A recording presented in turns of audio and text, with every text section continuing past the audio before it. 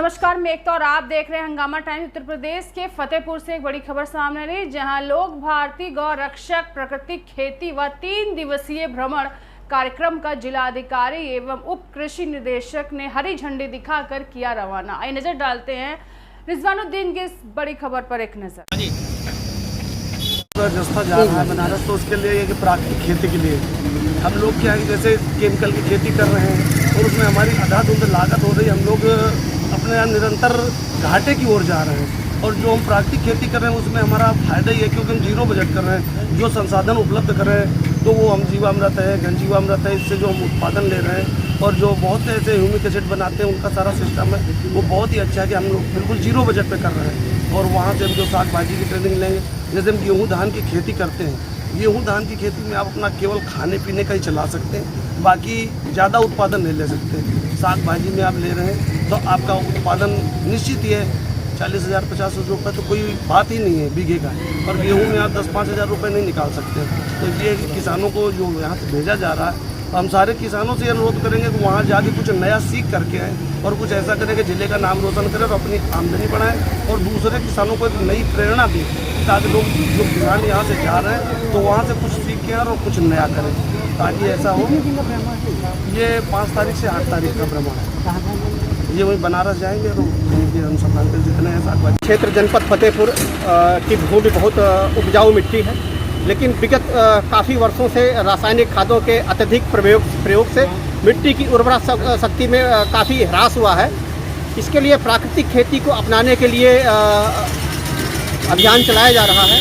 जनपद के किसान वाराणसी में सेवापुरी ब्लॉक में स्थित तमाम सारे गाँव में प्राकृतिक खेती और जैविक खेती का जो अंतर है उस पर कार्यक्रम चल रहा है। वहाँ पर हम लोग भ्रमण कराएंगे कि किसान वहाँ से सीख करके आएंगे कि कैसे यहाँ पर अपनी खेती में जीवांश वृद्धि के लिए प्राकृतिक खेती के अनुसार मल्चिंग, जीवामृत, घन जीवामृत, तमाम सारी ऐसी विधाओं को अपना करके अपनी मिट्टी की उर्वरा शक्ति को बढ़ाए और अच्छा, जिससे कि हमारा खाद्यान्न और फल एवं सब्जियों की गुणवत्ता में वृद्धि हो। अगर गुणवत्ता में वृद्धि होगी तो हमारे यहाँ का जो भी उत्पादित अन्न है या सब्जी है उसकी कीमत अधिक मिलेगी, अंतर्राष्ट्रीय बाजार में भी कीमत अच्छी मिलेगी और राष्ट्रीय स्तर पर भी अच्छी कीमत मिलेगी। तो ये किसान वहाँ से सीख करके आएंगे और एक मॉडल किसान के रूप में जनपद में किसानों को प्रशिक्षण देंगे, जानकारी देंगे।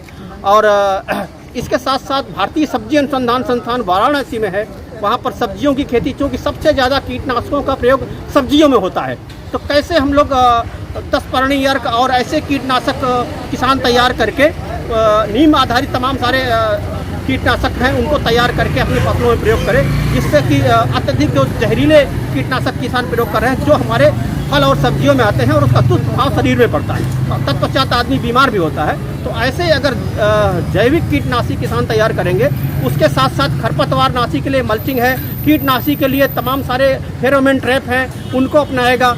हमारी जो चिड़ियाँ हैं वो दिन पर दिन गौरैया कम होती जा रही है, बहुत सारे कीटाणुओं को, जीवाणुओं को वो खाती हैं, तो जगह जगह पर डंडी लगा करके या पेड़ लगा करके उनको बैठने के स्थान मिलेगा, जिससे कि हमारे बहुत सारे कीड़ों को प्राकृतिक तरीके से कम होंगे। तो ऐसी तमाम सारी गतिविधियों को देखने के लिए किसान वहाँ जा रहे हैं और वहाँ से अच्छी उन्नतशील किस्म के बीज, जो अपने देसी बीज हैं उन पर आधारित अच्छी उत्पादनशील वाली सब्जियों के बीज वो भी किसान प्राप्त करेंगे और अपने ज़िले में उसका उत्पादन बढ़ा करके अपनी आय वृद्धि करेंगे और दूसरों के लिए एक मॉडल किसान बनेंगे। कितने दिन का टूर है? ये 4 दिन का टूर है। 2 दिन कार्यक्रम है। इसको सब्जी अनुसंधान में जाना है और गौ संरक्षण और एक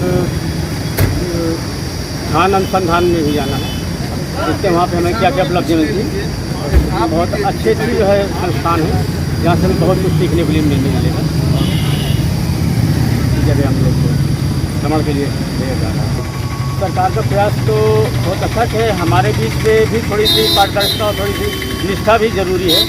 हम इसको थोड़ा सा संकोच कहने में हो रहा है, लेकिन जिस चीज़ में बहुत संभावनाएं होती हैं तो वहाँ पे कुछ इसको माफिया जैसा जो है, यहाँ भी हमें बहुत इस तरह की आशंका हो रही है कि जो वास्तव में करने वाले किसान हैं या जो जैविक को पसंद करने वाले किसान, उनके बीच में कुछ खाई जैसी हमें भविष्य में ऐसी संभावना है। तो हमें इसको शासन से मतलब इसकी कुछ मॉनिटरिंग होनी चाहिए और कुछ पैरामीटर भी तय होने चाहिए कि हाँ हम वास्तव में जैविक कर ही रहे हैं कि ऐसे हमने नाम रखवा दिया है।